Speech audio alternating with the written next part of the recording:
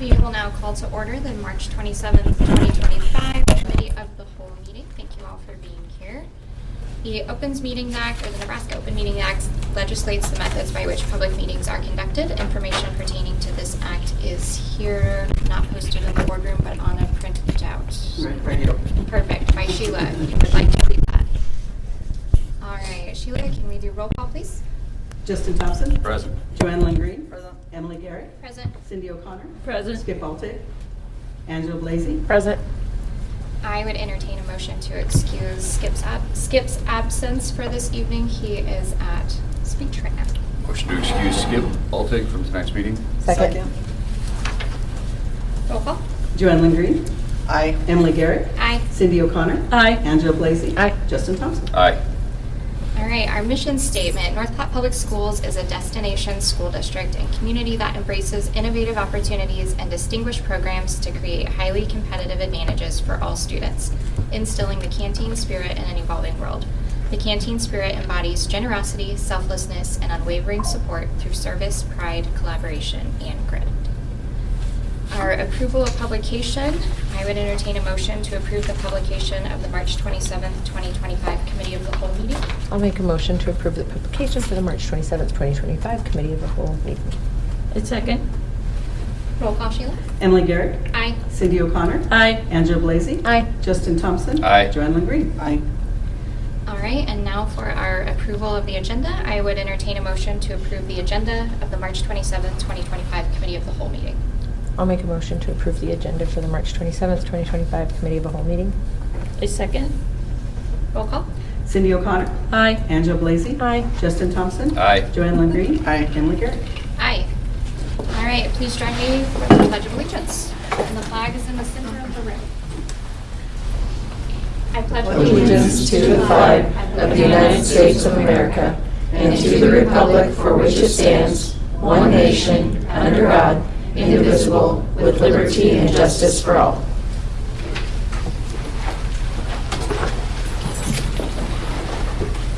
All right, at this time, we will do our board engagement. So if there are any board members that had school visits, attended school events, trainings, meetings, anything like that, here's your time to report. Who would like to start us off? I'm going to go first. I knew you were going to. Got the notebook ready. I got my notebook ready. Okay, Stuart and I visited Eisenhower School. Sorry, that's an old habit of mine. We watched the kids playing soccer in the gym. The kids were also, there was 2 student ambassadors that Brad, the principal, took. He got 2 kids. They were ambassadors of their school, so they took Stuart and I around, and they did a wonderful job. They showed us things. The girl, there was a boy and a girl. Girl was a little more chatty. Of course, that's most girls. And it was just a hoot. We went in the classrooms. We were shown pictures of the Renaissance period that they drew on the walls. Was it Mrs. McLean? Mm-hmm. Okay. She asked the kids to guess who this lovely lady was, which was me, visiting their schoolroom. And one boy raised his hand. He said, "Well, she's a lovely lady." And I thought, well, he's learning right. He's right on. A plus. He was an A plus. And then we visited Lake School. We watched the kids in the gym for a bit. We went into the kindergarten class, and they were sounding out words. One little boy asked me to help him with bus, so I did. It was an easy word. And they were so much fun. They were just so busy. They have a contest out there for the not having a bunch of absences during the school term. The winners get to choose their prize, like pizza parties, drinks, etc. And the kids are all in for that, which all the schools seem to be doing that, and I think that's great.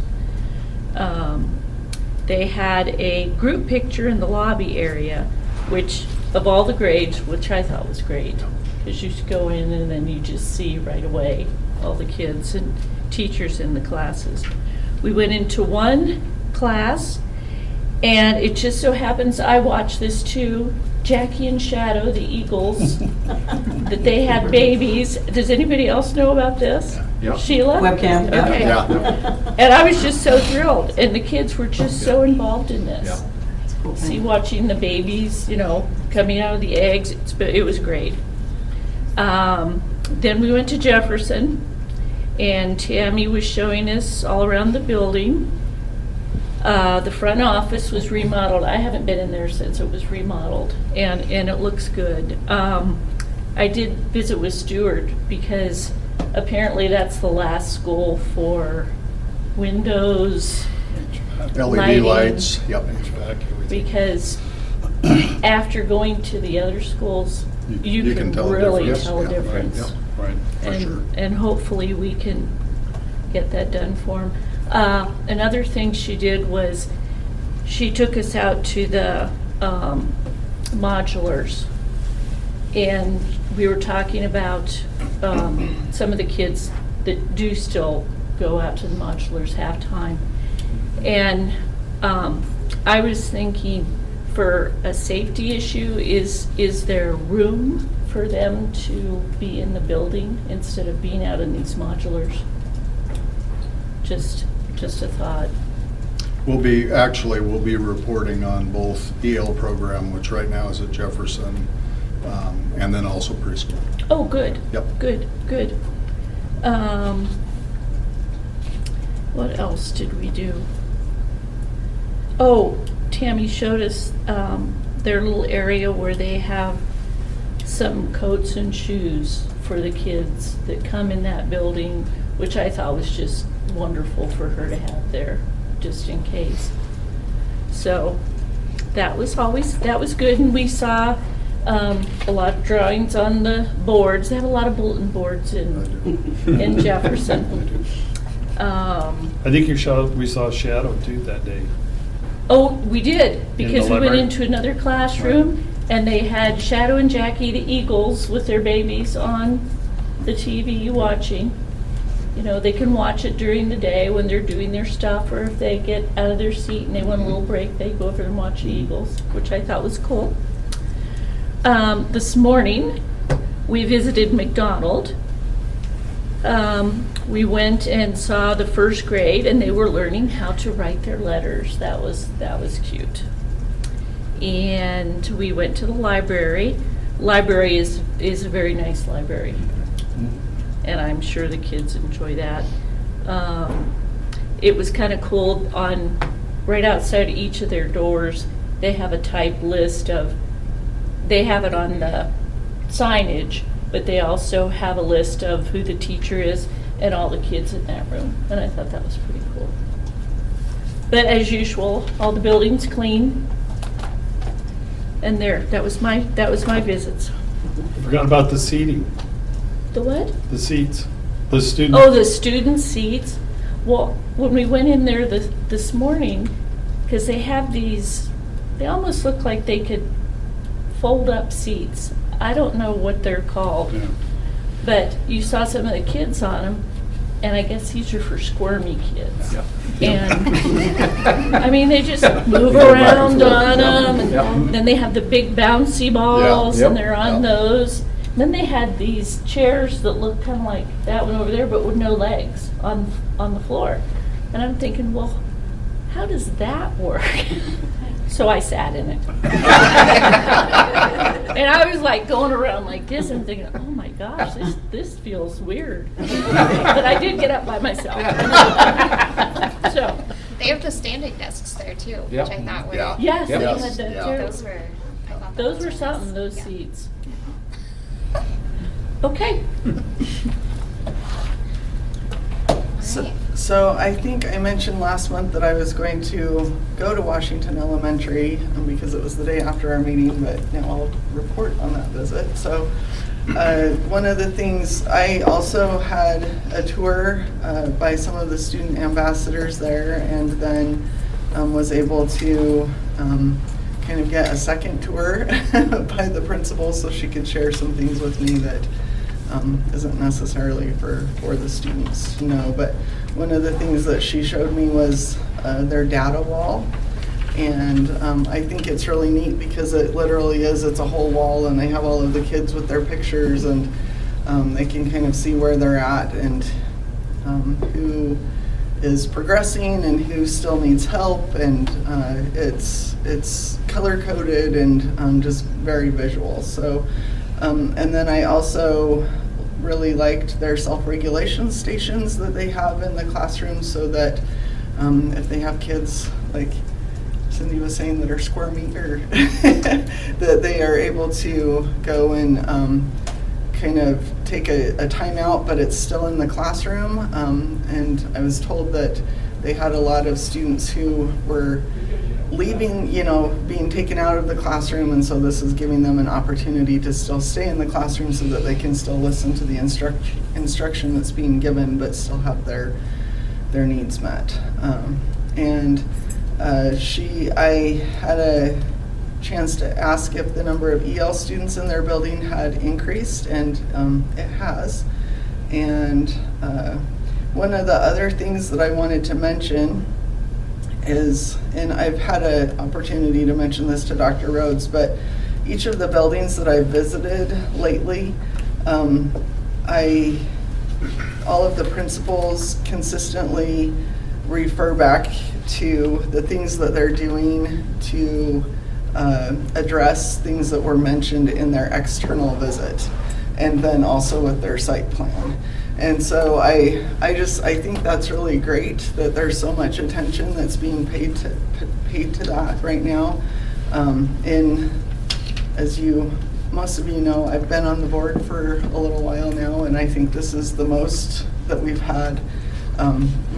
This is the most conversations that we've had about these things that are very specific to either the external visit or now the site plans, because we haven't had site plans for, I don't know if we've ever had site plans. So I just wanted to mention that and compliment the leaders that we have in our district, and also just mention that I think that ties back to our main leader, our superintendent, and just the job that he's doing in guiding our district and implementing these things. I still am taking part in the Thursday Zooms with Senator Jacobson, and usually it's his team. Usually he's off doing other things. And then I was able to attend the opening night of the high school musical, Into the Woods, and that was a lot of fun. It's always fun to see the students and their talent, and fun to see the new lighting in the PAC, and to hear the sound system. It sounded really great. And then also I was invited to be a judge at the Sodexo Future Chef competition, and that happened just yesterday, and Stuart was there as well. So that was a lot of fun. There were supposed to be 6 students, but 2 of them were not able to make it, and so we judged the 4 students that were there. I think there were 2 or 3 from Lincoln Elementary, and I know 1 from Lake for sure. And so it's always fun. This is a competition that Sodexo hasn't done for a number of years, but they have just recently tried to bring it back, and they're hoping maybe to expand it in the future to high school students. And it was a lot of fun. We had some tasty food, and the students had an opportunity to explain to us any of their processes or ingredients, or just some of the things that with their food choices. And the student who won, their recipe will now be turned into a competition. So it will go on to another level, and they could possibly be selected to compete at the national level. And I think we were told yesterday that we've had one student, maybe in the history of them doing this, that has actually competed at the national level. So it's really fun. We also had an opportunity to go and watch them in the kitchen as they're preparing their food, and they get these little chef jackets and hats and the whole thing. So it's a lot of fun. So I've asked that they share the recipes, so hopefully they do. So, but yeah, it was really creative. We had shrimp fettuccine. We had taco muffins. No, it was a taco cupcake. Oh, taco cupcake. We heard about all of those recipes this morning, didn't we? So, They were good. Yeah, we heard the taco very, very cupcake good. was the winner. Right. I think the shrimp came in second, right? Right. And then we had a manicotti, and one that I thought was really clever was pizza fries. Right. So that was just a lot of fun. So that's my report. We're hungry. Thanks, Julia. I'm disappointed you didn't bring tacos. Well, I also suggested that maybe the winner, bring us some of their. I'm both scared and sampling. excited. It was really quite good. So. I had the opportunity to sit with Mr. Carlson and Mrs. Douglas. We just kind of went over where we're at with our students and kind of the academics, a lot of the testing criteria, what we're looking at. It's pretty crazy to see just kind of the wide variety we have in the schools where we're succeeding. I think ultimately with the direction, with the 5-year plan, getting everybody on the same page, we're seeing consistent growth, which is nice to see, and I think that's going to help tie a lot of that together. I wish on the legislative end they were talking about the library bill. Sounds like that's going to go through, and that potentially is going to be a big headache for them. So I guess we'll just continue to wait and see how all that stuff turns out. And then I spent ACT Day at the high school, which, what a beautiful, chaotic scene that was. I wasn't able to get there ahead of time, so I got there about 8 a.m. as 250 students were lined up being told what to do, and boy, that is well orchestrated. They did a really, really good job getting them where they needed to be. Mr. Spatansky has got that school headed in an incredible direction. His culture that he's creating is really incredible. The kids were all bought in. Watching him interact with the students, knowing everybody by name, knowing something, it really just gives me a whole lot of hope for where he's headed and how bought in I think everybody is. Again, we looked some really big jumps in numbers over the last couple of years. I think like a 30% increase on science or English, I think, the ELA, which is unfathomable. And he continues to set really high goals. So for them, he was pretty nervous, I think. Said he didn't sleep the night before just because that's a big day. It's a big day. Yeah. Talked a little bit about athletics, where they kind of see that going. I'd like to see his vision of trying to take what we're doing at the high school, get it down to the middle school, so our students are coming up, because we're going to continue to be a Class A school, try to be competitive. He's got really, really good ideas. So ultimately, I think what we've got going on there with everything coming together, all the teachers getting together, and everybody moving in the same direction now, I think we're really looking at some good things in the future. So it was a good day. I have one thing to mention. I also said this to Stuart yesterday, but I think I counted 36 girls in the tennis team photo this year. So I was really excited that the Cody courts are done enough that they can start to hold some of their competitions there. I know when I've gone over and seen the girls practicing that every court is full, and there's 8 courts over there. So I know they had a tournament recently that they used the courts at Cody Park and at Madison Middle School. So it's been a great thing, and it's nice to see our girls tennis program for sure, being as big as it is. So.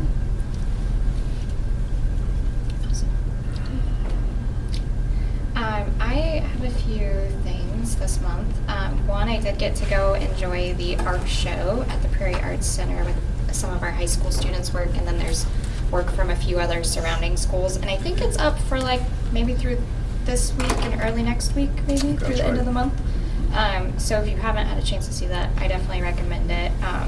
I'm obviously an art nerd myself, and art pretty much is the reason that I had good attendance in high school, so I would like to thank my art teacher for that. But it is just really great to see, you know, our students with other interests, sports, even speech, drama, music, they all kind of have an outlet to showcase their skills and what they've been practicing on. And so it's great to see that that group of students also has kind of a spot to do that. And then we have a great community partner with the Prairie Arts Center to be able to set something up that feels really like professional and high-end, and they can see like, oh, I could do this. This is something I could pursue. So that was cool. I also visited McDonald Elementary. Mrs. Flanders was probably like, what is with all these board members this week?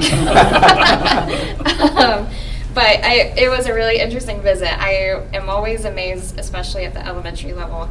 I mean, I think I was probably in the building for 50 minutes, and the amount of things that I saw happening in that 50 minutes was like, there's just a lot that happens in a day in elementary. So I did get to see several grade levels were working on math all at the same time, and it was kind of nice to see that, like, the integrity of our curriculum. It was pretty consistent what was happening in each classroom of set grade levels. A lot of manipulatives happening, like not just worksheet work, but like actually working with things and working with partners. The kindergartners were playing with the parachute in PE, which really brought back a lot of memories for me. That was the best day. I got to see the Sunday curriculum being used, which I've heard a lot about, but I had not ever seen it in practice. So that was really interesting, and the fact that the students, I could tell, were excited. They get to write in different colored pens, but the idea that it's okay to make mistakes with those pens, that was great to see. In Mrs. Curtis's classroom, they had student goals like written on their desks, which I thought was like great. You're going to see that every time you sit down in your desk. And then, gosh, what else happened? The EL students were getting on the bus, so we kind of had a conversation about, which I think we'll have some conversations probably down the road about that program. Just the amount of time that they're spending on buses. And so to actually see that happening, I was like, yeah, he's sitting right here waiting for the bus. Okay. And then as we were standing there, they have similarly all of their incentives and things that they do with attendance and behaviors and that type of thing. And I was getting a kick out of, we were talking about the different incentives, and some of them are, you know, a slushie from Sonic or probably a candy bar or whatever it may be. But Mrs. Flanders told me some of the really popular ones are getting to sit in a desk chair, like a grown-up chair in your classroom, that they really like that. And that also is it Big Dan, who's our custodian? Yep, Big Dan. Yep. They get to help Big Dan as a reward. Yep. And apparently that's very popular.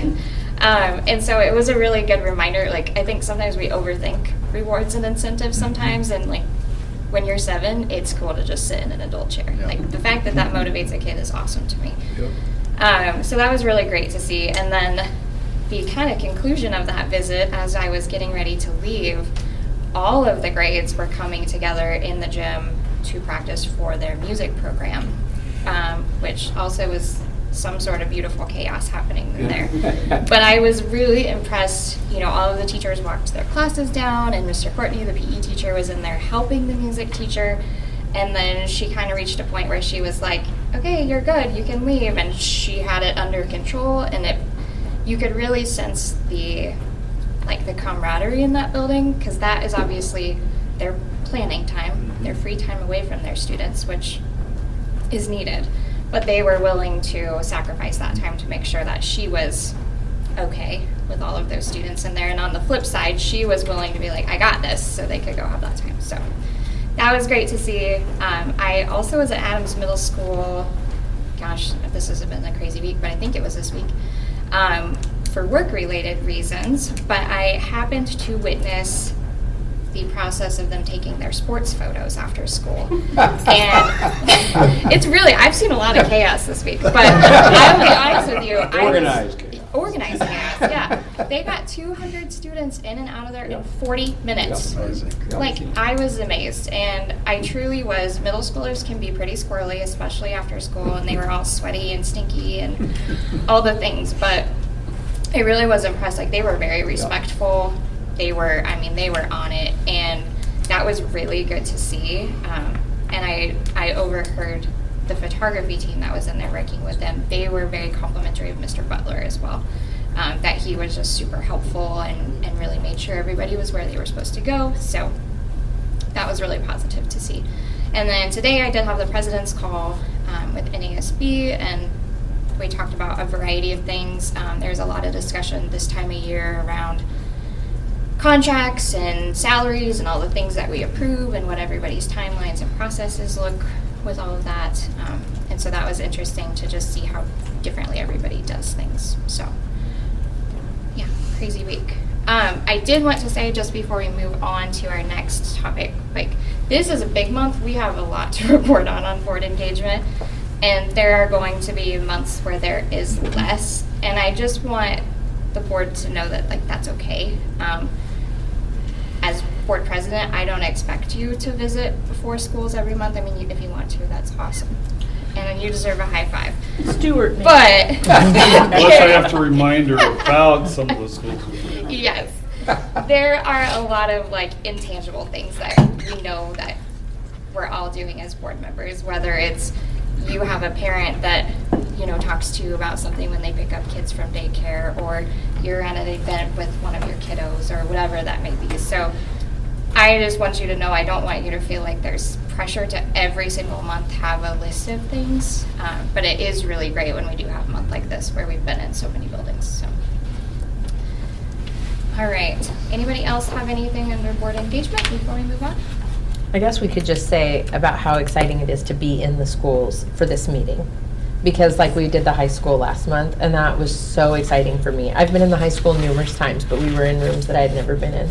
My children weren't into small motors or anything. So to go into that and to see the welding and all that was very cool. So I'm excited that we get to do that every month. Yes, I agree with that, and I think it's great. It's probably preferred when we can be there when there are kids and classes happening, but for some of us who have little kids and businesses and jobs, that's not always, you know, if you have to pay a sub and a babysitter and all the things, sometimes it's hard to get in during the school day. So I also appreciate that the staff is taking the time then after a meeting to take us through the building. So yeah, that's a great comment. Thanks. Okay, public comment. Public questions and comments may take place at this time in the agenda. Individuals who want to address the board must complete a guidelines for public comments form with the date, topic addressing, name, address, and the name of any organization you represent, and give it to the board clerk prior to the meeting. Sheila, do we have any? I have none. Okay. All right, on to the rest of our agenda then. We will start with our Adams Middle School building site plan. So we will turn Do you this need over. this, Marie? do. Are we turning it over to you first, Mrs. Brocious? Yes, please. All right.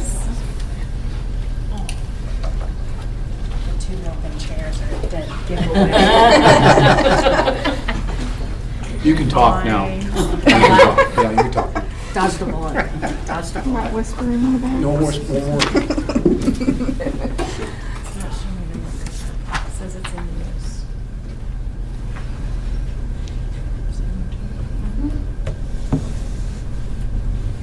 Oh, there we go. So we're going to have our teachers present here. This is Mary Beth Kelly. And this is Sky Story. And I'll let them talk. And I'm just going to be quiet once I get it going.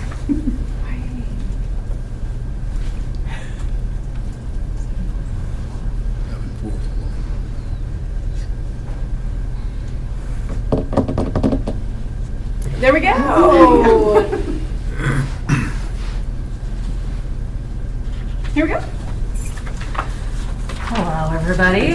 I'm Mary Beth Kelly. I'm the 8th grade multimedia teacher right now. My class is technology related. I'm Sky Story. I teach 8th grade math. So we're going to go through our site plan for you. The other thing is they're both alumni of your class. So yes, they have some investment in here. So just overview, we're going to talk about who's on our guiding coalition and our SIP teams, the vision and values that we've set forth, and then some goals we have for our upcoming school year. We had to make notes. We had to be prepared. We wanted to note that our appreciation for the hard work of our SIP team and guiding coalition. We've really tried to overhaul things, evaluate a lot of things. Couldn't have done it without the two groups. As you can tell, there is some carryover between the two, but they've worked together very collaboratively to try to develop a plan for the betterment and the success of our students, not just for ourselves, but for them. So that's our main focus. All right, so starting with mission and values, so we went with respect as our main value. So really listen, we want to encourage each other, share ideas, be prepared and present, so always, engaging with each other. So that leads into finding those solutions, confidential discussions, and treat each other with respect and be kind always. And then our mission is to inspire a culture of growth where students are encouraged to invest in their future, build integrity, and develop skills through academic and extracurricular opportunities that enrich our community. So we're just really trying to focus on those things as we go into our next school year.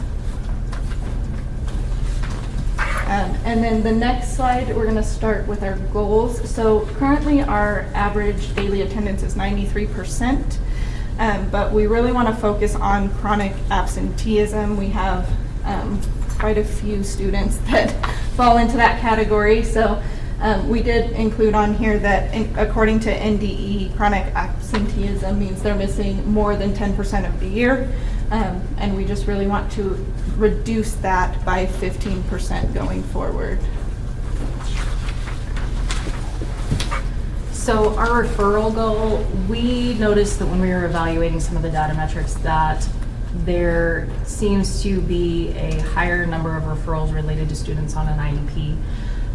So while we don't have a specific number set in place based on the incoming data, we still want to try to focus on reducing those because there seems to be a trend, and finding better ways to help those students that do possibly have behavior modifications in there, or maybe there is something that is a small trigger that we could easily fix, which would completely reduce those referrals to the office. So our goal is to try to adjust that, as well as finding a better way to assist them to keep them in the classroom and keep them more successful. And then we are going to move into the cell phone policy. So we're working on a system where we would check in and check out phones because they're becoming a real distraction to the learning environment and being productive during the day. So our goal is to have that implemented before this incoming school year. So we have a plan in place to reduce those distractions and get some more involvement in the classrooms. So with the power of the ICU program that we evaluated, we did travel and evaluate at Kearney Public Schools. And the development of that is going to work coinciding with this cell phone program. Because of that, we see that there is an issue. We see that we need some incentive for them, but we also need to remove a huge obstacle for their learning.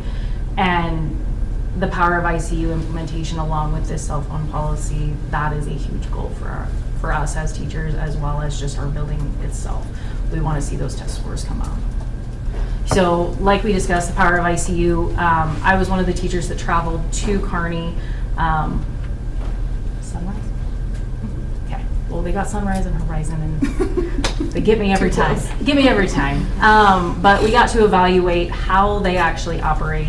Got to talk with a bunch of teachers, got to see what they actually do. One of the biggest things that we did here was understanding that there needs to be an incentive, and it can be something very simple. It can be easily attained with very little cost other than maybe pizza. And so we had a Blitz Day here where students without any D's or F's for first, second, and third term got to come for an assembly. They got to be recognized for all of their hard work for these first 3 terms. And then they got to go outside and run amok and just have a good time.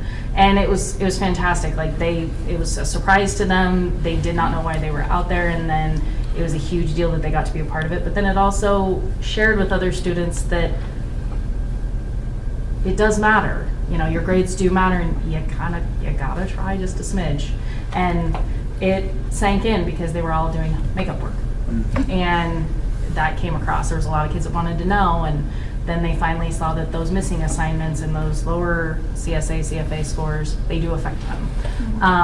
When we went to Kearney, we observed how they actually implemented, what their thresholds were for students to participate in those days, that they were on the spot, they were spur of the moment, they were not, shared in advance. They were a surprise. So you never know when it's gonna happen, so I gotta make sure I turn in all my assignments. So the goal is for next year to also incorporate the power of ICU. We've done the book study. We're on our 2nd book, which is the grade cleanse, and the hope is to continue on. We are now passing on prior books to other teachers because we want other teachers to have that buy-in, and we do expect those teachers to read that book and participate. So we're very excited for the power of ICU next year. So that was one of the expectations the external review had suggested. So Mark, the principal from Kearney Sunrise, is the one that suggested. So that's where we went and visited. It was really exciting. I came home very pumped. So we worked diligently this year to provide opportunities for our students to positively engage with one another, not only to celebrate individual successes, but the success as a whole. We do a lot of collaboration with other classes, and we're actually really looking forward to next year because the power of ICU, our grade cleanse, as well as removing the barrier of cell phones and forcing them to engage with one another, like that is probably going to be the most exciting thing next year, where they actually will work together and they can rediscover each other and how collaboration really should work. So, are there any questions that you might have? Maybe before we open it up for questions, can you talk just a little bit? So we've had SIP teams in the district for many, many years. That's continuous improvement.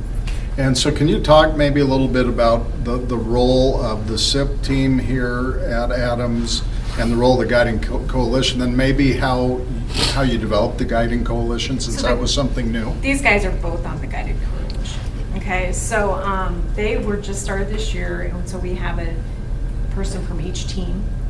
So we have 3 teams in each grade. So we have a blue, gold, and white team. And so we have a representative on both teams, so the SIP team and the Guided Coalition, we have 1 person from each, as well as an Explorer class and a resource teacher.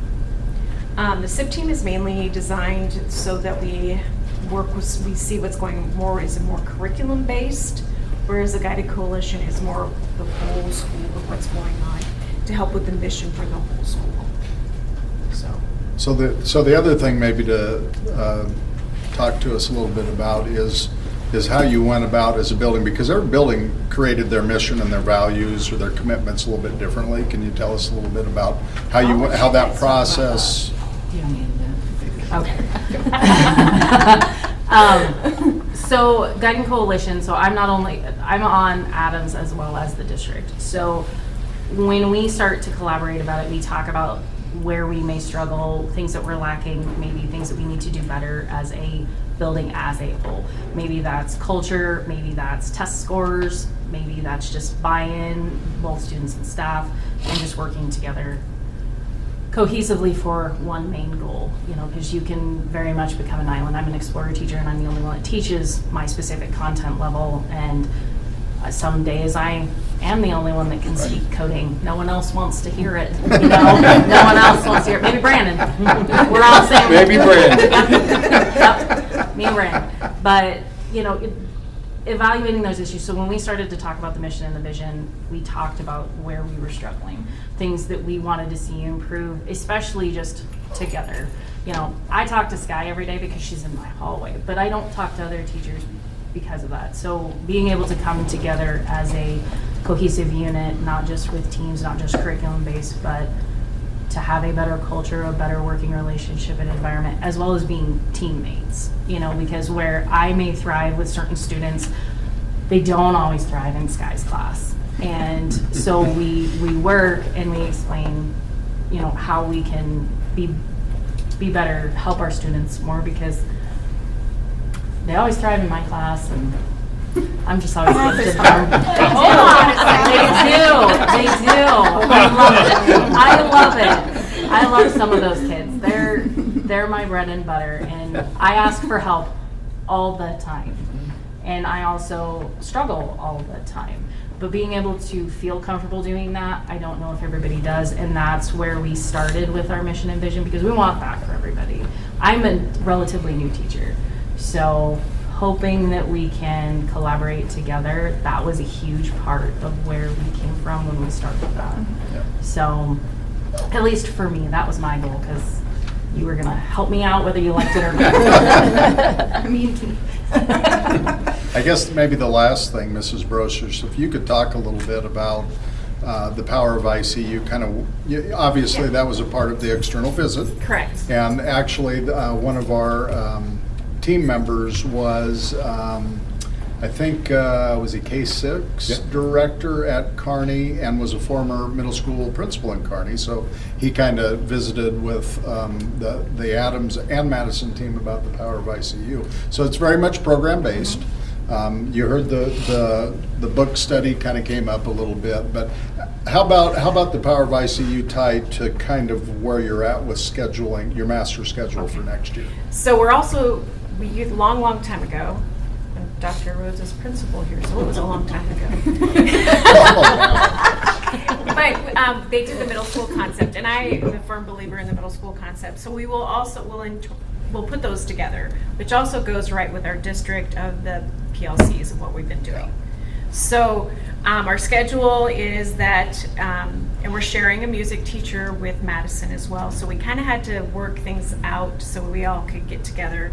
But the biggest thing is our 8th grade will have our core teachers will have a plan twice, but it's not really a plan. I want you to understand that, because it's not really a plan.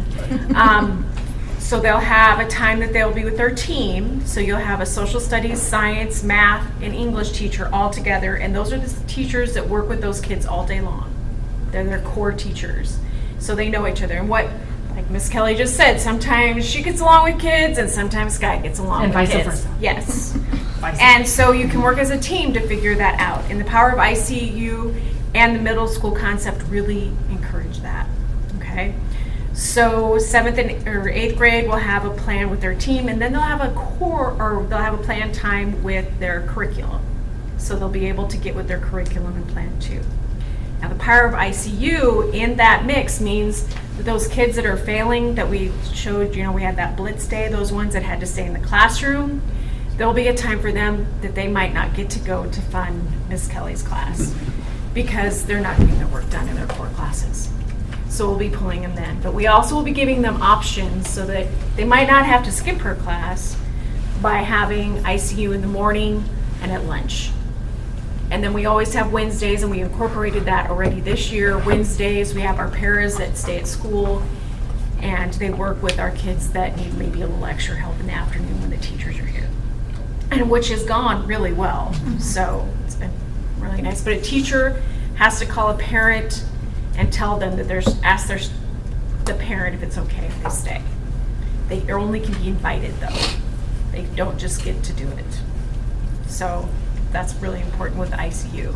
But the ICU is a program, and it's pretty important to have that computer program because it will communicate with everyone that's associated with that student. So send a text message to those coaches, those teachers, those parents, all of the teachers that student has. So everybody will know that you did not hand your paper in. So throughout the day, they'll have what is called lifeguards that are encouraging them to get their work done and handing in papers that are decent. Not, well, I handed it in, but there's nothing on it. Or I wrote IDK on it. Yeah, or I wrote IDK on it. I don't know. Or I don't. Surely, Mom, I did it. Well, I didn't get the email that says your child completed this. And that's it right there. That ICU Yeah. will send that message right away when they do get it. So it's really important that we get that program as well. Because without that, it's not going to communicate. And I'd love to say that our Infinite Campus does a great job with that, but it's not as fast as what this ICU will be. So, And that was a suggestion Yeah. when we talked to Sunrise. yes, Sunrise. It's gonna You're gonna say Horizon Yeah, again. no, that was their biggest suggestion was Horizon was going away from it, and they were trying to work it through Infinite Campus and its varying quirks, and they did credit a lot of it to the ability to use that ICU program, and it helped their teachers when it came to cutting down on the communication home, because it automatically does it. And I mean, if you've been in a classroom and sometimes we have hard days and you have to contact a lot of parents, it's a lot. It's a lot. And so taking that tiny little bit of help is fantastic. And It's exciting. I am very excited. Yeah, Sunrise does a very good job. They've had it for 3 years now. We've read the books, and they suggested that to start off with. So our SIP team and our Guided Coalition read it. So we have a good chunk of people that have read it. And we meet. We have an afternoon one on Tuesday that we have a book club that we talk about the things, what do we agree with, what do we disagree, what do we aspire to do. Tuesday afternoon and Thursday morning, so I'm at both of those usually. So we're really talking about it, and we really we're buying into it. We want that teamwork, which is going to be the most important thing here at Adams. We have to work together to make sure that like those cell phones and everything it's clicking. So we have so our middle school concept, the ICU, all goes with a homeroom at the beginning of the day and at the end of the day. And we're not just going to have one teacher in the classroom. We'll have a core teacher and we'll have an explorer teacher in those classrooms to help out. And those two teachers also will be very invested. It's their homeroom. So if things are going on throughout the day, they're going to know. And that's the biggest thing with the middle school concept is you're building relationships. And if you've ever had a middle school kid, that's pretty important. So, anything else? Oh, thank you. I have some questions. Well, I have a couple comments that are just things that I was impressed with. But I have a couple questions as you're talking through scheduling, just because I'm curious what that looks like having taught in this building. Having those two not plan times, because we all know that's not planned. That's not making there'll be photocopies. meetings. I'll have a whole list of them Yes, too. totally get that. Is that an everyday thing? Yeah. Like, what does that do to your bell schedule for the day? Like, how long are your classes? Do we still have enough time to get through curriculum? All that So good it will stuff. still be, I think, is like 53 minutes or Okay. 58, between 53 and 58. With lunch, I think it's a full hour. Okay. And so that's your fourth period. So your Explore classes are helping with lunch. And we'll have also part of that ICU during lunchtime. There'll be a working lunch. So if their name is on that list, they'll be at a working lunch. Okay. Okay. Sure. But actually at Kearney, they had 10 class periods a day, which It actually, for them, it worked fantastic. Yeah. And the reason they did it is they have athletics and they just implemented this last year, because that's where I was like, why? But they said that this last year they implemented 7th grade sports, and that was a huge undertaking. Well, those sports, like with us, start right after school. Well, they did not want to penalize some students, so they offered an early morning ICU that started at 7:45 and it ran through that homeroom. And that was specifically designated for athletes that were doing the track, the football, the stuff right after school, or they're gone during that 6th or 7th period for us. So they're trying to still help those kids get their work done, but allow them that extracurricular opportunity. They also had one extra class in there that had to do with core extensions. extension, and that had to do with pulling students out for additional help, so special education help, maybe additional reading for a test. Because I asked for extra guidance because holy cow, 10 class periods was a lot. And their class periods are only like 48 minutes shorter. They're really short, They were 48 much or 46 somewhere. So that, I would question that, especially with our new Yeah, as Amplify. a former art teacher, that gives me heart palpitations. So we're trying to keep it up truly there. the thought of having 20 middle school bodies all get paint or clay or whatever that may be out, do an entire lesson and clean up. I mean, like, you get to the point where, and I'm sure some of your other classes are the same way. So that was I think it's great. I just want to make sure that we're protecting our curriculum. Yep, and that's really very close to what we're doing right now. Okay. So we should be fine. Awesome. And are your specials teachers, are they also in those, like, what do they do during those two not planning? So they'll have planning the students then. Okay. So do they have their own planning time Oh, still? yeah. Okay. Yeah, and all of them will be, which will be nice for them, is they'll all have that 3rd hour plan Oh, together. that will So be they nice. can have some time to also have a team Sure. meeting, whereas right now, like Miss Kelly said, they're on an island and Yeah. they have no clue of what's kind of going I've on. been on that island. And that's not totally hear what really you're saying. fair. Yeah. Okay. I mean, there's that's no awesome. fair, That's what but I was yeah. hoping your Yeah. answer would be, is that gives them some common time Mhm. too. Because yes, it is different, but there's some overlap of like, Right. hey, I only have 53 minutes to do this. How are you saving time on Right. And what was those unique, kinds of what was things? really cool at Kearney is you saw on that program that they had, because there's some of our kiddos that they probably could be on it for every subject, including our explorers, is that they mainly just had one. So like one class that they needed to work on, and it was just a short paper or something. And on that program, you can put, it has a place where you can put the details of exactly where to find it. You can attach the file. I mean, it's easy. And when parents too. When it goes out to the student and to the parents, it can go out in an email with a link where they can access that specific document. And I'm not having to do that. So that was fantastic, because where do I find this paper? It's in Google Classroom. It's lost. We're a technology class. It's in Google Classroom. That's my class. That's only my class. Majority were in Google Classroom. Yep. So, I can only test for myself. but, Awesome. so the time is, Yeah. it's sacred. I get that. Yeah, absolutely. So I just had a couple of comments that I wanted to really compliment you guys on. One, I appreciate your approach with the referrals, noticing that there was a trend with students on IEPs, because I think sometimes, like, when we say as teachers we want to see our referrals go down, what we don't want to happen is for them to just not be referring students when they should be referred. So actually tackling the root cause of that problem, like what is triggering these things, not just trying to have less referrals, but trying to fix the problem so that there isn't a need for them. I appreciate your approach on that. And similarly, your approach to the cell phones too. I think we all know that's probably a direction the state is gonna force our hand on anyways. But I love that you're making that choice now. Like, I think that's important for buy-in from staff, students, parents, to recognize, like, we're choosing to do this. This is why. Once upon a time, we thought cell phones could be great tools in education. Now we're realizing they're a great barrier.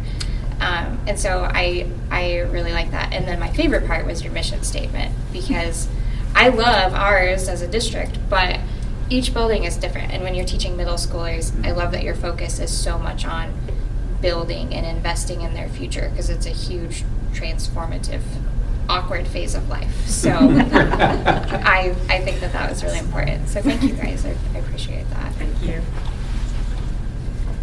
I just would say that I can really see the focus on the students, but then also that focus on the staff too, and what a key point that is to being able to help the students. So I really appreciate that you guys are not only meeting with your core teams, but then also that you're meeting with your curriculum teams as well. I think that will be really helpful, and then giving these students the extra time that they need and extra help during the day. I think that'll be a huge improvement. So I'm just really sad that all of my kids are already through middle school. So, but I think I can see some tremendous benefits for students moving forward. Absolutely. Does anybody else have any questions, comments, anything for them? All right. Thank you guys so much. for Thank coming. you. Good Good job. Good job, guys. Did you notice that all of them were cell phones? I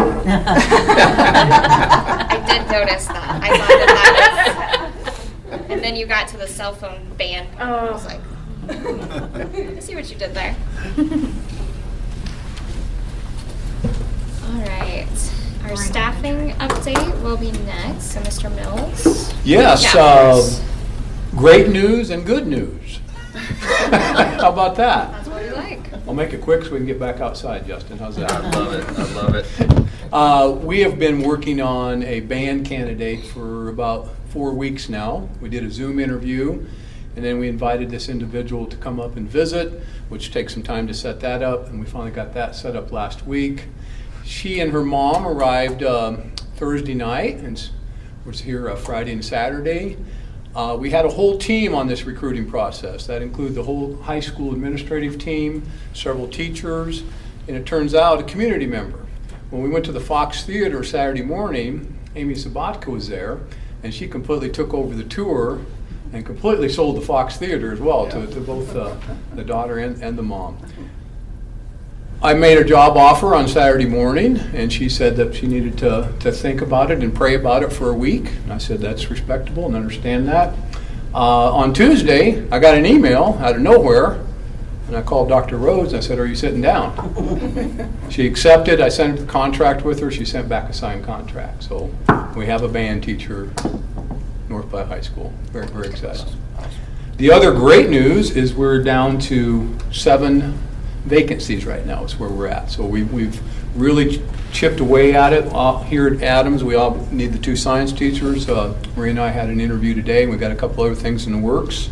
And then we need a couple elementary positions, Cody, Jefferson, Lake, and then we're still looking for a EL at the high school. So to me, that's really good news to have 7, that we need 7 positions. We're at that time where contracts are locked in. Our contracts are coming in, they're due on Monday, and we have about, I think there's 80 left that need to sign. The other real exciting news too is we got involved, I think I told you about Midlands University and the Pair-to-Teacher program. So we do have right now 6 solid candidates that I've submitted their transcripts to Midlands. So if that grant does come through, it's going to be Monday, we should hear Monday. I have a Zoom to jump onto. We might possibly have 6 of our pairs entering into a brand new Pair-to-Teacher program. And I told you a bit about that it's fast-paced. They start June 2nd, and they would be teaching in August of 2027. So it's a great, great program, and we're happy to be a part of that. And then last, we did hire an administrative assistant at Washington Elementary. Our administrative assistant has resigned, going back to her old job, and we were able to get that filled yesterday as well. So, questions for me? Wonderful. Good news. Yeah, good. Excellent. Thank you. You're welcome. And good job using our community to. Yeah, absolutely. Yes. It's everybody involved. I love that. That's Yeah, great. love it. All right, our finance and budget update. Mr. Simpson. So each week, or each month, I try to provide a little bit in regards to the budget, so I don't overwhelm you all at once. It's just building that foundation so that we're ready to go here in June, July, and August. Each month, I bring back the budget development calendar. I told you last month that I was getting ready to send out the building budgets to all of our buildings. I got those back. Those are now based upon my schedule entered into the system. So I'm now building the system within Link so that we can get ready to put that together. I can project it out just on a spreadsheet, but this way I've had a lot more information within the system. We did get certification of state aid on actually a little bit early, but on March 1. so we know our state aid unless something goes through within the legislature within the next 40 days, I believe it is. So we'll be watching that coming up. So I just really want to give you the two of the other funds that we have to budget for with property taxes. We have obviously the nutrition fund or the bond fund or the cooperating fund has no direct correlation to property taxes, but we do have to have budget authority, and those will come through later. But these two funds, especially the QC Puff and the building fund, do require property taxes. Now the QC Puff, we're in the process of the final payments for the bonds that were issued about 10 years ago, and those will be being paid off. So really, as we project it out for the 25-26 school year, you can see that now we're paying off the last two installments of the bonds and projecting out our levy with a 2% increase in valuations. We're down to a penny next year, and then a half a cent in the year later. So hopefully we can get that process cleaned up in the QC Puff fund and move forward. The other fund that we have is our building fund. And I do give you, I forgot to say this on the QC Puff, we give you 3 years worth of audited data so that you can see our finances. And then from there, what we did or budgeted for this year in our building fund, we were paying off our ESSERS grant. That's why you can see in red our ESSERS funds. We had a few remaining dollars going through for Eisenhower. And we get those funds coming in from the state, and it was buttoned up.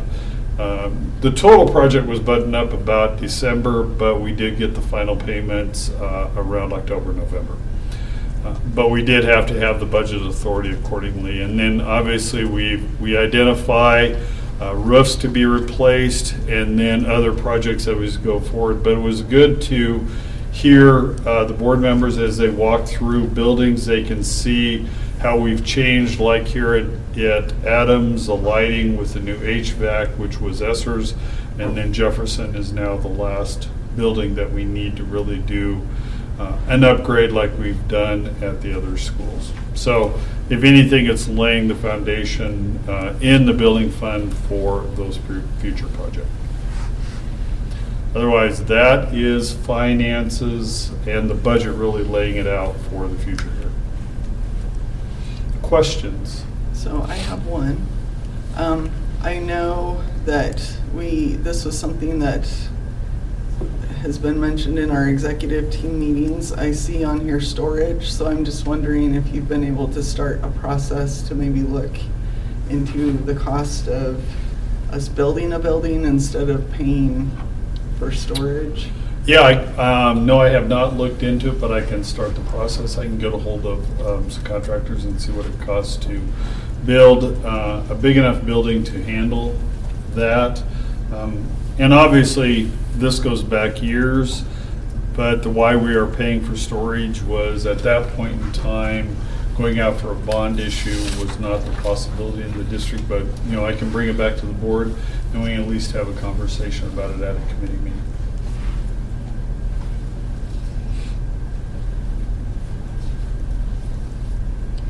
My question, and maybe it's more of a comment just to make sure we stay on top of scheduling, but I assume we should probably be scheduling a finance workshop or a budget workshop here soon. And I know it always gets to be a bit of a headache with everybody's schedules with vacations and other life things. So my only thought would be maybe if we can send out some sort of a possibility of some dates this next week to get something on the calendar with that. Absolutely. Okay. I will not get in a car accident this year. That happened, was that last year? It was the year before. It was our budget workshop, though. Now I'm like, I need to bubble wrap myself. Okay. Does anybody else have any other questions for Stuart? Any comments about budget? Okay. All right, we will go ahead, because this may take a little bit of time here. We will review our 2000 series of our policies. So I think we'll probably start with Dr. Rhodes and I have a few notes and a couple of just recommended changes that we'll maybe start with just stating what those are. And then at that point, if anybody else on the board has comments, questions, recommendations, from there, we can dive into those. And then there are a couple that, not necessarily that I'm recommending changes, but there's a couple things that I want to discuss as the board, just in our processes of implementing those policies and whether or not we want to keep them the same. I think I'll probably withhold those maybe for the end, Dr. Rhodes, if that works for you. Yep. Just so we kind of get everything else out there first. Do you want to go over some of the recommended changes? Yeah, I can. So Very minor. there were, I think out of the 2000s, there were 4 of these policies that we generally re-adopt during the January meeting. So in terms of the packets that we've handed out to you, you'll see that some of those re-adopted dates as of January, I think it was January 13th when we had the reorganization meeting, so that's on there. And then all of these policies have the review date of tonight on them. And so all of the 2001 through 2017 policies in the 2000s have those changes. And then if you would look at 2002, that was one that needed some editing, but I think it was significant enough that we should go ahead and approve these changes at the April meeting. So if you go to page 3 of that policy, if you remember, we had a pretty lengthy discussion about what happens in the case of a tie for officers. And so one of the changes we made is we went from 10 coin flips to 5. And somewhere, as it was probably me, quite honestly, that started to edit that. If you go up to below B there, that first I actually was C in the old policy. And basically, kudos to Emily for catching that, I, 2I, and 3I should all be underneath B. But that's a pretty significant change when you're actually moving that over. So it's kind of an edit, but it definitely needs to be changed. And again, I think we need to get approval on that when we get in that April meeting. And I really can't take the credit for that. Angela actually was like, this is Yeah, doesn't it make was any sense. Why are we doing this when we've already done that? Yeah. And so that's when I You really were- looked into Well, it. and we, each of us kind of read it over again, and yeah, it was, and then trying to figure out where it should be. Right. So we actually looked at the old policy to determine, what had happened with that particular policy. Now, the other change we had made to that is the board president asked for discussion as well after those nominations are made. So that was added in previously. The other one I have to note is, and Emily may talk about this, but on 2007,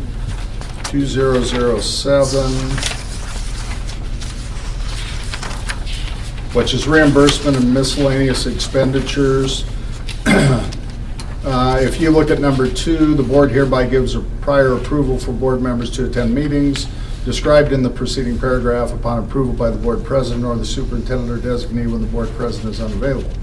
Such board members may attend authorized meetings without further action or approval by the board and shall be paid or reimbursed for registration costs, tuition costs, fees or charges, travel expenses, and cost of meals and lodging as permitted by law. So one of the things that we're going to do at the district office is we're going to create a form that has all those options in.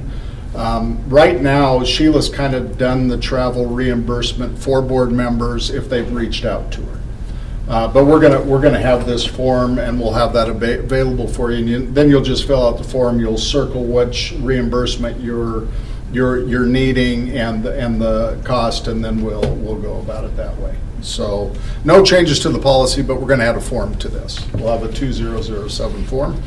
And the last one that I have is 2010. Which is preparation for board meetings, and this kind of is a combination of the KSB policy that we've had, and then some language from the Perry Law Firm.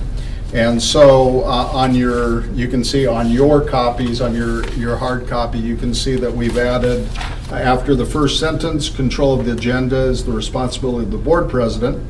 And then that second sentence, any board member may submit agenda items to be placed on the agenda by the superintendent and the board president. Ultimately, it's up to the board president whether that item will be on the agenda or not. It just because you submit it doesn't necessarily it'll be on there. It'll be up to the board president, probably in working with the exec team.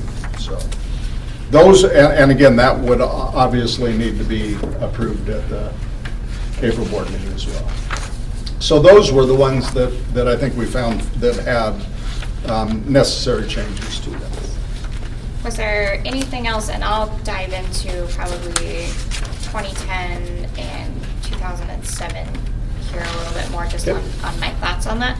But before I do that, I want to give the opportunity if there were any, either those policies or any of the others on here that any board members saw anything, had questions about, made notes on, anything like that. I'm going to make sure you have the opportunity to share that. I mean, it was just the ones that I talked to you about. And then 2016, or not 16, I just read that for no reason. 2015, student members of the school board. We had talked about it back in 21, and it just kind of got pushed under a rug, like it wasn't important. But I really think that would be a great thing to get some of those kids. I mean, you know, I'm from here, and Right, I've right. run for school board. Like, let them know what the school board does and what they don't do, and have them be more involved.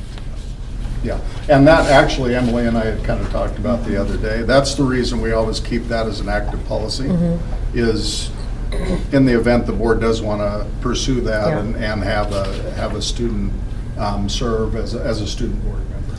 I know in the past, we've had kind of a rotation of students, just because there's a lot of, especially our high school students that are involved in different activities in different times of the year. And so there was a period of time where we had two that they would rotate. There was always two present at the meeting, but they would rotate with other students. And I can't remember exactly if they were on student council or where we selected Yeah, them from. I think way back when I was the principal at the high school, it was always two student council members. Yeah. So why don't, if this is permissible, why don't I visit with Mr. Spatansky about a possible process of what that'll look like, and then I can bring that back to the board and we can share that information and just go from there. Yeah, I think that would be great to bring that back, either even just as a discussion item or as a report if he does have a suggestion. Yeah. But I agree. I think that would be a good way for us to connect with our students, to hear, what's going on from their perspective. Yeah. I think anytime we attend outside trainings and we hear from students, I always learn a lot. The so. ones that I'm familiar with, Grand Island has a student representative on their board, and it is the same person at every board meeting for that year, starting in January, and they report on the happenings of Grand Island High School. That's what they specifically report on, is just those activities. So, but I mean, it could be a variety of. Well, and it's not like we need another presentation. I think that's what we have to decide. We've put in the kind of the student spotlight, so we Yeah. have to figure out what the role is for that. Is it just reporting on that month's activities of what's happening at the high school? Maybe that's what it is. And I think that when we had two members before, they were reporting on the entire district, and so it was something that they were receiving a report from each elementary school, the middle school, the high school, and then they just reported on the activities going on across the district. Occasionally, we would ask them for their insights, when we were discussing certain items, but yeah, we need to make sure that their role is clearly defined. Yes, absolutely. Yeah, I would maybe make the suggestion that we bring this as a discussion item, and really put, I certainly want to hear Mr. Spatansky's ideas on how we could Yeah. implement this, but I also would like to challenge the board members here to take a little bit of time to look into what other schools are doing and really think through what would Okay. be beneficial for you as a board member. So it'll be a discussion item on the April meeting. Maybe during President's Retreat, you could reach out to that group of- Yeah. and see what other districts are doing and maybe what those students are reporting or how they're part of the discussion. Yeah. I Yep, we'll think put it on the that April would be a meeting. great idea. Excellent, thank you. Okay, any other policies that anyone had? I got a questions, couple comments? on Okay. 2006. All right, 3B, this is more of a semantic thing for me, just as you're looking through this as somebody who's maybe going to make a complaint. Strongly encourage the complainant to reduce his or her consent to writing. The word reduce bothers me in that sentence because as a parent or somebody making a complaint, it feels to me like you're telling me, hey, whatever you're about to tell me doesn't matter. And that word doesn't really fit for me. I can see that. So just a simple word change to submit your concerns in writing rather than reduce What- it to writing. what page are you on It there? will be, It would be Are the these third are- page of 2006. there's no page on it. 2006, it's the Yes. second the page. 3D. Third, actually third Right here. page of 3D, or of 2006. Yeah, so maybe, I mean, could it be summarize? Summarize, submit something, but just the word reduce makes it feel to me like we're kind of telling people like, hey, whatever complaint you have, kind of just tamp it down a little bit and let's not hear it. But I think submit. Submit to me seems, Submit is it's a good. pretty easy word. Right. Yeah. Pretty simple word change. And then I had a question on D in there. Is the 180 calendar days for the administrator or coordinator to respond, is that statutory? Yep. Okay. Yep. And then number 4B, appeals to the superintendent to be on the next page at the top, no later than 3 calendar days from the date of the decision. Is that statutory as well? Yes. Yeah. And you will find that this complaint procedure, it changes as Title IX changes and all those. There's so many different statutes that actually impact this complaint procedure. So the attorneys are always working to take new law and embed it in that. Yeah, Complaint I assumed it procedure. was pretty, it seems like 3 days is pretty quick for Yeah. a parent to flip around. It's really similar to, the Student Discipline Act as well. Yeah. All those days on responding and doing our investigations and notifying parents and, them asking for a due process hearing and all those, that's all in statute, so. Is there a Good reason questions. why we're not able to reference the statute on these in our policy, or? Policy, we used to have that in policies all the time. Let me reach out and see why they aren't referencing. They used to reference both state and Right. federal law. Even if it was something at the end of the policy that That's listed generally just where it used to be. relevant state It was before. It was on the statutes bottom. and where to find Right. information on. They did take reading out those. all statutes, and I asked about that too, and they said because they're changing and they add subsections, and they Yeah. didn't feel like Another thing if to board change. wasn't reviewing it as Right. frequently, then it could be a problem. Sure. Yeah, we don't Make have all them the state make statute sense. numbers memorized, so that would be a lot easier to. I think to Justin's point, I think the language change from reduce to submit is significant enough that would be, we'd do an approval for readoption in April on that as well. So I've added 2006 I think that's a good idea. to my notes as well. It does change the context. It of that. does very much so. Yeah, and in a positive way. Thank Yeah, I you for hope. bringing that. I think that's really good. Okay, anybody else? Okay, so I will just kind of discuss real quick my notes. I did have a note on 2003. I just wanted to mention, not a change at all, just something that Dr. Rhodes and I had talked about. Under 2B, there are some listings of participation in conferences and workshops that board members may choose to attend. And it lists, for example, NASB, NERSA, Nebraska Council of School Administrators. We are members of NASB, so we receive those trainings at a discounted rate. So probably those would take priority if there's a training or something that you're looking at if it's offered by NASB. However, we did talk about that there might come a time where there is something offered through that Rural Community Schools Association that would be beneficial for us as board members, and so just trying to stay a little bit more aware of what they are doing. I don't think anyone's recommending at this time that we become a member of that, but generally these associations have a member's rate and a non-member's rate to attend a workshop or a training or something like that. So just in case there would be something that would be close to us geographically, affordable, beneficial, just kind of keeping that on our radars. And then on 2007, that was the one, that reimbursement process. So I was actually kind of surprised, because I'll be honest, I never followed this as a policy. So apologies to Joanne and Angela. I just kind of willy-nilly emailed Sheila when I wanted to go to something. And I'm sure we've probably all been doing that. So I was surprised to notice, and that I had missed it before, that we actually had it written in policy that those be approved by the board president. And at first my instinct was like, why do we need that?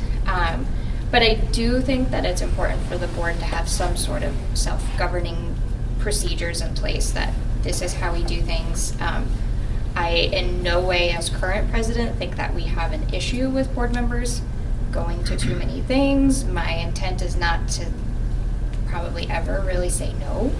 But I think just having an organized process of, this is what I want to attend, this is what I would need as support to do that. You know, are you needing a hotel room? If you ask me that on a form, I might think to myself, you know, it's only an hour drive back home. I'll just drive back home. And so I think it just makes us a little bit more intentional in our processes, and would just keep things a little bit more fair and consistent moving forward. So that was kind of my rationale in keeping that way. But if we have it in policy, I'm a firm believer if something's in policy, we need to be following it. And so just creating that organized process of doing that. And it also ensures, like, Sheila, thank you, because you manage our crazy all the time and our Travel's my thing. Yes. So, you know, having that be a process of, you know, this person is requesting mileage reimbursement and not just relying on Sheila to remember who went where and who needs what and all of that. So I think that would just kind of clean that up. So did anybody have any thoughts or questions on how you would like to see that go as a board? I think a work form, like a sheet's gonna be great. Okay. That'll be pretty easy. Perfect. Get numbers in place and keep it transparent for everybody too. Yeah, I think that would be great. Okay, so then 2010 was the other one that Dr. Rhodes mentioned. And this was a subtle change and one that at first I was a little bit nervous about bringing this, because being the board president and suggesting that something should be at the control of the board president feels a little bit, I felt a little uneasy about that. But as I was reviewing what other districts have done for this policy, I really did feel like we were missing that piece that gave board members permission to ask that something be put on the agenda. We were pretty clear that the public doesn't have that entitlement to do that. But I do think that as a board, we should really be taking some ownership over that. And if there is something that you really feel is important that needs to be brought to the board table, I would much rather that happen in a meeting than by having a bunch of phone calls outside of a meeting. So I want that to encourage you, that I want all voices to be heard, and we all have different life experiences. We all have different connections in the community. We're all aware of different things. And so I want you to feel like you can bring that. Now, obviously, the reason that first added sentence is in there is there does have to be somebody that has final say. Like, we can't just have, you know, random stuff added to the agenda all the time, because that could get out of control, just for the sake of managing our time and our resources well. So that is in there. Again, I want to clarify that from my perspective, that is not in there for the reason of saying, no, Justin, we're not putting that on the agenda. It's okay. But I just think that it needs to be really clear that these are our processes. this is how we do things, this is how we manage ourselves as a board. So again, I would be very open to hearing if anybody has questions, concerns, comments about that policy. Well, and I think to your point, this is language in policy. It's just that we haven't utilized Perry Law for, I don't know, probably been longer ago than that. I mean, we used to be a Perry Law firm school district. That's who we utilized for policy service. So at one point, we had language like that in our policy. So basically, we've just kind of meshed some language from old policy and put it into our current policy. So it wasn't arbitrary, to your point. Right, It was, yes. yeah. Yeah, actually, that language is pretty much almost identical Yeah, to what the Perry Law absolutely. policy did have. The only thing on this that I request, because I've run into this in the past, is I've talked to a current president, and then I've talked to the superintendent. We all agreed on something, and then they talked and changed their mind. So my thought process would be trickle that back down so that I understand why it's not put on the agenda when... Yeah, I think that's reasonable. So if I next month say, no, Angela, we're not adding that to the agenda. Yeah, I would rather explain to you not why. look Yes. at the agenda when it's sent out and be like, dude, we talked about this. Right. I talked to you, you both said yes, and now it's nowhere, and you've left me in the dark. Yeah, I So- think that's very reasonable. Communication. Yes, communication. Okay, anybody else? Last chance on policy before we move on. I know you're all very excited about policies, so don't want to miss it. So I just want to recap, just to make sure that we will have on the agenda April meeting for, these will be an action item, 2002, 2006, 2010, and then we will work on creating a form for board members that'll go along with 2007. So does that, We might not is have that that just ready for for the April meeting future yet. travel? Or does that go back? I think we would say from the time the form's created going Okay. Yeah. forward. I don't think it would be fair to expect somebody to go back and, And is that something that's filled out then before the registration is, I think that's happens? probably good practice. And then you would sign off on it as the board president, so Sheila knows that it's okay? Yeah, to- yeah, absolutely. Yeah, I think that would be. We can keep a file Mhm. in the office then. Yep, yep, I think that would be good. Okay, excellent. We will move on. We do have an executive session on here. Here's your time to shine, Cindy. I move pursuant to Section 84-1410 of the reissue of the revised statutes of 1992, known as the Nebraska Public Meeting Law, that the board hold a closed session with Dr. Rhodes and Stuart Simpson for the purpose of the discussion of the following items: collective bargaining administration. I further move that this closed session is clearly necessary for the protection of the public interest and for the prevention of the needless injury to the reputation of an individual, and that strategic sessions, with respect to the real estate legislation and collective bargaining are specifically authorized by the Nebraska Public Meetings Law. And also personnel matters. Okay, and we do not need a second or roll call on that. Correct, we just can move into. Yeah. Okay. And we came out of executive session at 7:39. Okay. And a motion to And adjourn? then I would entertain a motion to adjourn. Yeah, that's what I did. Okay, second. Yep. 3 times. Okay, roll call. Wait, who seconded? Angela I did, I seconded, seconded. Justin, seconded. or Angela motion, Justin seconded. Okay. Emily's off for the night. Okay, we are adjourned. I think we need to do roll Aye, call. aye, aye, aye, aye. Aye. Oh, roll call, I'm sorry. No, you're good. We all don't wanna be. Angela Blazy. Aye. Justin Thompson. Aye. Joanne Lynn Green. Aye. Emily Garrett. Aye. Cindy O'Connor. Aye.